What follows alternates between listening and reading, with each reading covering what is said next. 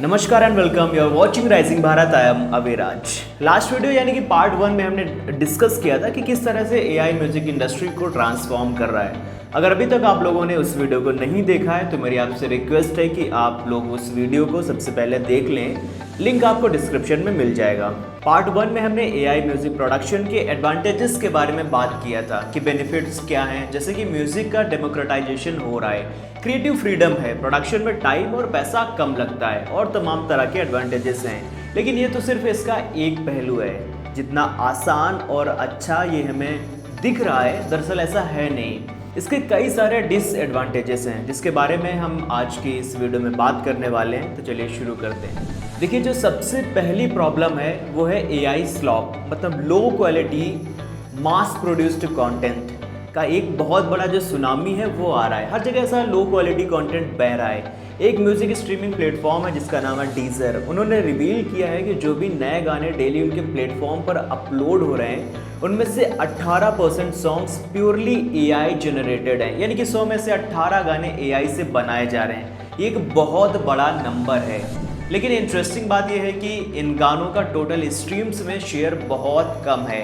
मतलब लोग ये गाने सुन ही नहीं रहे हैं। अपलोड तो बहुत सारे गाने हो रहे हैं लेकिन सुनता कोई नहीं है। अब इसके बाद जो दूसरी सबसे बड़ी प्रॉब्लम है वो है कॉपीराइट की। और ये प्रॉब्लम इतनी ज़्यादा सीरियस है कि इसके लिए लीगल बैटल्स भी चल रहे हैं। अगर मैं आपसे पूछूं कि एआई म्यूजिक बनाना कैसे सीखता है तो सिंपल है कि एग्जिस्टिंग गानों से ये एआई प्लेटफॉर्म्स को डेटा फीड किया जाता है और उस डेटा से एआई सीखता है। एआई मॉडल्स को लाखों गानों से ट्रेन किया जाता है और वो जितने भी सॉन्ग्स हैं वो कॉपीराइटेड हैं। तो टेक्निकली एआई किसी और के कॉपीराइटेड वर्क से सीख रहा है और फिर उन्हीं सॉन्ग्स के जैसे नए सॉन्ग्स बना रहा है। तो आप सोचिए, जिसने मेहनत की है वो रियल म्यूजिक बनाने में, एआई उससे सीख के उसको कॉपी कर रहा है। तो ये लीगल है या नहीं, इसके बारे में आप बताइए। 3 major record companies Sony Music Entertainment, Universal Music Group and Warner Records, इन्होंने पिछले साल सुनो और यूडियो के अगेंस्ट लॉ सूट्स फाइल किए हैं। कॉपीराइट इन्फ्रिंजमेंट का केस है। जर्मनी में एक ऑर्गेनाइजेशन है GEMA यानी कि गीमा, जो रॉयल्टी कलेक्शन करता है, उन्होंने भी सुनो को सू किया है। उनका कहना है कि एआई सिमिलर म्यूजिक जनरेट कर रहा है। फेमस सॉन्ग्स जैसे कि मैम्बो नंबर 5 और फॉरएवर यंग के जैसे सिमिलर गाने बना रहा है। लेकिन इन सबसे बड़ी प्रॉब्लम है वो है कि आर्टिस्ट्स की लाइवलीहुड, यानी कि उनकी आजीविका पर। एक आर्टिस्ट जो अपनी ज़िंदगी दे देता है म्यूज़िक को, सालों साल वो सीखता है, परफॉर्म करता है, सॉन्ग्स में इमोशंस डालता है।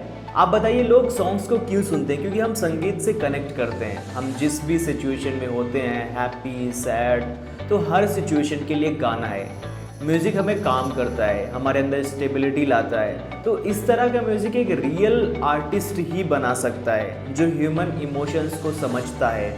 आर्टिफिशियल इंटेलिजेंस इमोशंस नहीं समझता, पेन नहीं समझता, हैप्पीनेस नहीं समझता, लेकिन music is all about emotions. Artificial intelligence real songs को कॉपी कर रहा है, कुछ नया नहीं बना रहा है, बस सिमिलर सॉन्ग्स ही बना रहा है। रियल म्यूजिशियंस आर स्केर्ड कि एआई उनकी जगह ले लेगा।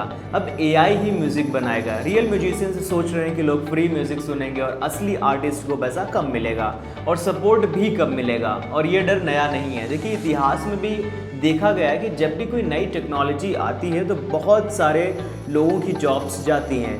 एआई म्यूज़िक को लेकर जब मैंने भी कुछ लोगों से बात करने की कोशिश की तो उन्होंने बोला कि एआई म्यूज़िक में सोल नहीं है, इमोशंस और फीलिंग्स नहीं है जो एक इंसान अपनी एक्सपीरियंस से डालता है। तो ये सब एल्गोरिदम कभी कॉपी नहीं कर सकता। एआई म्यूजिक को लेकर अभी प्रॉपर लॉज नहीं है, रूल्स नहीं है, किसको रॉयल्टी मिलनी चाहिए, कॉपीराइट किसका होगा, इन सब सवालों के जवाब अभी हमारे पास नहीं है। चलिए दोस्तों, अब आते हैं थोड़ा सा फिलोसॉफिकल सवाल पर, यानी कि क्रिएटिविटी का सवाल, आर्ट का सवाल।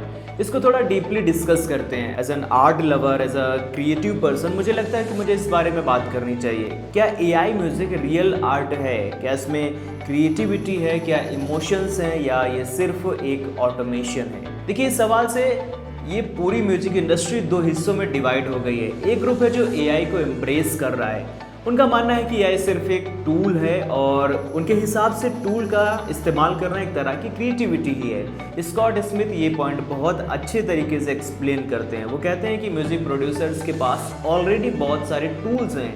ऑटो ट्यून है, ड्रम मशीन्स हैं, सिंथेसाइजर्स हैं। लिसनर्स को इन सब टूल्स के बारे में पता भी नहीं होता है, लेकिन प्रोड्यूसर्स इन्हें यूज़ कर रहे हैं अपने म्यूज़िक को इन्हांस करने के लिए। तो फिर एआई में क्या फ़र्क है? और अगर हम हिस्ट्री देखें तो हर नई टेक्नोलॉजी को इनिशियली रजिस्ट ही किया गया है। जब इलेक्ट्रिक गिटार आया था तब लोग कह रहे थे कि ये रियल म्यूज़िक नहीं है। जब सिंथेसाइजर्स आए तब भी क्रिटिसिज्म हुआ। जब ऑटो ट्यून आया तब लोगों ने उसका विरोध किया। लेकिन अगर आज आप देखिए तो आज ये सब मेन स्ट्रीम है, एक्सेप्टेड है, तो शायद एआई के साथ भी ऐसा ही होगा।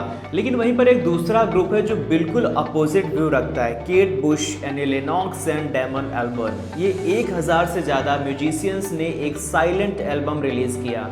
यस, साइलेंट एल्बम, मतलब एक एल्बम जिसमें कोई आवाज़ ही नहीं है। ये एक प्रोटेस्ट था यूके के एआई लॉस के अगेंस्ट। उनका कहना है कि एआई क्रिएटिविटी खत्म कर देगा, आर्ट की वैल्यू गिर जाएगी, और सबसे बड़ा कंसर्न है कि मशीन्स कैसे ह्यूमन इमोशंस को रेप्लिकेट कर सकती हैं। और मुझे ऐसा लगता है कि ये एक बहुत ज़्यादा वैलिड कंसर्न है। चलिए अब मैं आपसे एक सवाल पूछता हूँ, आर्टिस्ट्स और मशीन्स, यानी कि आर्टिस्ट वर्सेस मशीन्स में कौन जीतेगा? सोच के जवाब दीजिएगा। देखिए, एक आर्टिस्ट के जो स्ट्रेंथ्स हैं वो बहुत ज़्यादा क्लियर हैं। ह्यूमन इमोशंस हैं, रियल एक्सपीरियंसेस हैं, जेन्युइन स्टोरी टेलिंग है, कल्चरल कनेक्शन, और वो लाइव परफॉर्म भी कर सकता है। जब आप एक आर्टिस्ट को लाइव सुनते हैं तो उसका फील बिल्कुल अलग होता है, और ये सब चीज़ें एआई के पास नहीं है। एआई का एल्गोरिदम है, डेटा है, पैटर्न रिकॉग्निशन है, लेकिन soul, consciousness, feelings, lived experiences, ये सब एआई के पास नहीं है। लेकिन एआई की अपनी अलग स्ट्रेंथ हैं, एक मशीन की अपनी अलग क्षमताएं होती हैं, जैसे कि speed, scale, accessibility, low cost, genre की फ्लेक्सिबिलिटी, अनलिमिटेड एक्सपेरिमेंटेशन। तो ये सब एआई की स्ट्रेंथ्स हैं। लेकिन मेरा जो मानना है, और बहुत सारे एक्सपर्ट्स का भी यही मानना है, कि ये एआई एक्चुअली कंपटीशन नहीं है, ये एक एवोल्यूशन है। हिस्ट्री में ऐसा कभी नहीं हुआ है कि टेक्नोलॉजी ने आर्ट को ख़त्म कर दिया हो, बल्कि ट्रांसफॉर्म किया है, उसको चेंज किया है, लेकिन कभी ख़त्म नहीं किया। जब फोटोग्राफी इन्वेंट हुई थी लोग ऐसा सोच रहे थे कि पेंटिंग ख़त्म हो जाएगी, लेकिन ऐसा नहीं हुआ। अभी भी ये दोनों कोएग्जिस्ट करते हैं। जब रिकॉर्डिंग टेक्नोलॉजी आई तो लोग सोचने लगे कि अब लाइव म्यूज़िक का क्या होगा। लाइव म्यूज़िक तो कोई सुनेगा ही नहीं, क्योंकि सब कुछ तो रिकॉर्ड हो जाएगा। लेकिन लाइव कॉन्सर्ट्स आज भी चल रहे हैं, आज भी उतने ही पॉपुलर हैं जितने पहले थे, हालांकि आज तो कुछ ज़्यादा ही पॉपुलर हैं। तो मोस्ट लाइकली आउटकम ये है कि एआई एक टूल बनेगा, एक ऑप्शन बनेगा। आर्टिस्ट इसको यूज़ कर सकते हैं अपनी क्रिएटिविटी को इन्हांस करने के लिए। ह्यूमंस और एआई कोलैबोरेशन करेंगे, संभवतः एक नया जॉनरा इमर्ज होगा, एआई असिस्टेड म्यूजिक, और मार्केट में दोनों के लिए स्पेस होगा, ट्रेडिशनल म्यूजिक का भी और एआई म्यूजिक का भी। तो अभी अगर हम ये बात करें कि आने वाले 5 सालों में हम क्या एक्सपेक्ट कर सकते हैं, तो सबसे पहले तो लीगल फ्रेमवर्क का आना बहुत ज़्यादा ज़रूरी है।